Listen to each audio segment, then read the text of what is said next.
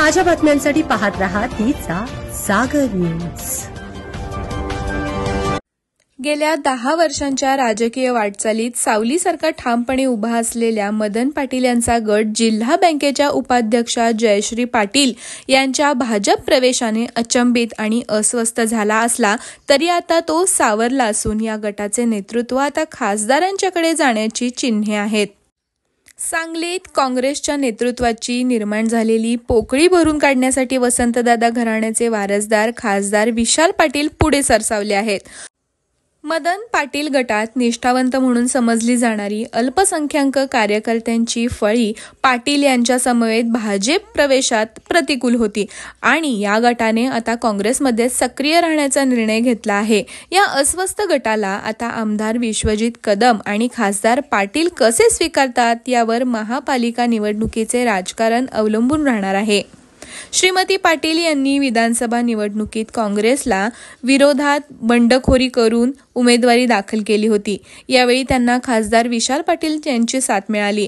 खासदारकीच्या निवडणुकीत महाविकास आघाडीचा आदेश डावलून श्रीमती पाटील घरच्या म्हणून खासदारांसोबत राहिल्या होत्या। याची परतफेड करणे भाग म्हणून खासदार पाटील बंडखोरीला पाठबळ देत असल्याचे निदान व्यासपीठावर राहून तरी प्रदर्शित करत होते। वसंतदादा घराण्याची भाऊबंदकी सांगलीकरांना नवीन नाही। अगदी विष्णुअण्णा पाटील यांना विधानसभा निवडणुकीत पराभूत करण्यामागे आणि संभाजी पवार यांच्या विजयासाठी ही भाऊबंदकी कारणीभूत ठरली होती। साखर कारखाना निवडणुकीत दोन्ही गट एकमेकांसमोर उभे ठाकले होते तर विधानसभेसाठी एक वेळ प्रकाश बापू पाटील आणि मदन पाटील यांच्यात लढत झाली होती।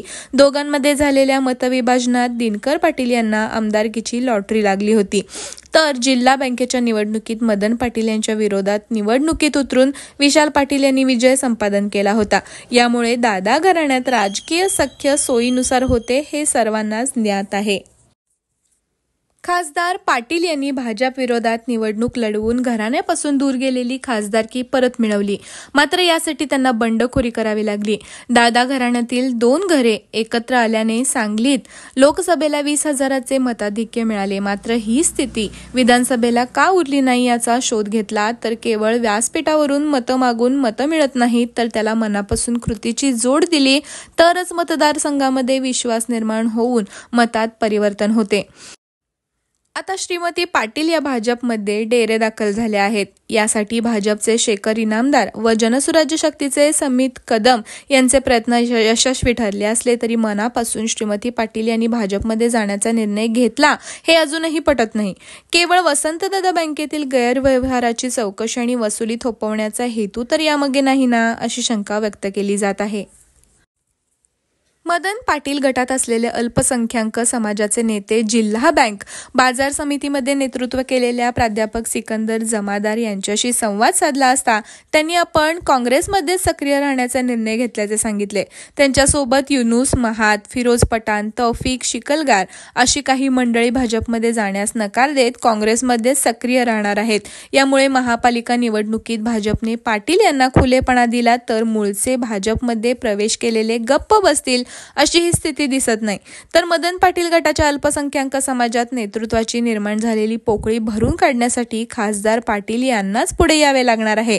आता ते अपक्ष असल्याने काँग्रेस म्हणून पुढे येणार की वसंतदादा आघाडी म्हणून आपले नेतृत्व उभं करणार हे महापालिका निवडणुकीत स्पष्ट होणार आहे। काँग्रेसचे शहर जिल्हाध्यक्ष पृथ्वीराज पाटील हे देखील पक्षाबाबत फारसे समाधानी दिसत नसले तरी त्यांना दुसरा पर्याय काय असाही प्रश्न निर्माण झाला आहे। त्यांचे आणि खासदार गटाचे फारसे सख्य सध्या तरी दिसत नाही। त्यांची भूमिकाही काँग्रेसच्या दृष्टीने महत्त्वाची ठरणार आहे।